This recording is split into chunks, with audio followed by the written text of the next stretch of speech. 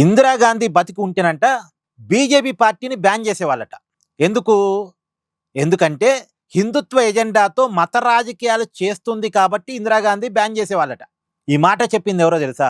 Congress senior most నాయకుడు, రాజస్థాన్ మాజీ ముఖ్యమంత్రి అశోక్ గెహ్లోట్ చెప్పినటువంటి మాటలు. ఈ మాటలు ఇప్పుడు రాజకీయంగా సంచలనంగా మారాయి. అసలు ఈ మాటలు ఆయన మాట్లాడొచ్చా?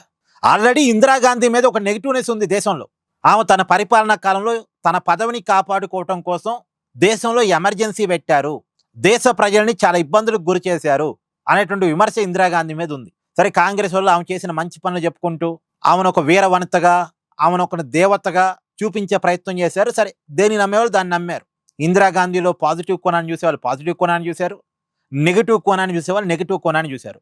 సరే, ఆమెలో మంచి ఉంది, చెడు ఉంది, అది పక్కన పెడితే ఇప్పుడు ఈయన మాటల వల్ల ఇందిరాగాంధీ మరొకసారి నెగిటివ్ అవుతున్నారుగా. ఇప్పుడు ఆమె ఒక అన్డెమోక్రటిక్, ఆమెకు నచ్చకపోతే ఒక రాజకీయ పార్టీని బ్యాన్ చేస్తారు అని ఆయన చెప్తున్నట్టేగా. ఎలా బ్యాన్ చేస్తారండి? ప్రజలు ఓటు చేస్తున్న పార్టీని బ్యాన్ చేస్తారా? ఇప్పుడు మీరేమంటారు? బీజేపీ పార్టీని మత రాజకీయాలు చేసే పార్టీ అంటారు. వాళ్ళు ఏమంటారు? కాంగ్రెస్ పార్టీని మైనార్టీ బొజ్జగింపు రాజకీయాలు చేసే పార్టీ కాంగ్రెస్ పార్టీ అని బీజేపీ వాళ్ళు అంటారు. ఇప్పుడు బీజేపీ వాళ్ళు వరుసగా అధికారంలో ఉన్నారు కదా, కాంగ్రెస్ని బ్యాన్ చేస్తామంటే కుదిరిద్దా?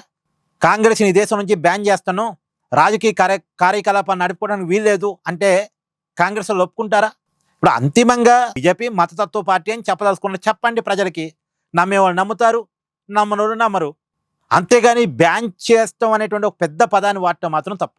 ఎవరిని బ్యాన్ చేయాలో డెమోక్రసీలో ప్రజలు ఇష్టం మాత్రమే.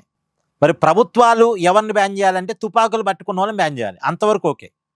ఈ సమాజంలో ఉండే తీవ్రవాద కార్యకలాపాలకి పాల్పడుతున్న వాళ్ళని బ్యాన్ చేయాలి, అది ప్రభుత్వాలు చేయాలి. కానీ డెమోక్రటిక్గా రాజకీయ పార్టీని ఒకరిని ఇంకోళ్ళు బ్యాన్ చేసుకునే కాడికైతే ఇంకా అధికారంలో ఉన్నాడు ప్రతిపక్షాలను బ్యాన్ చేసి పడేస్తాడు కదా, ఇది తప్పు. ఏమంటారు? కామెంట్ చేయండి. Please do like, share and subscribe this channel.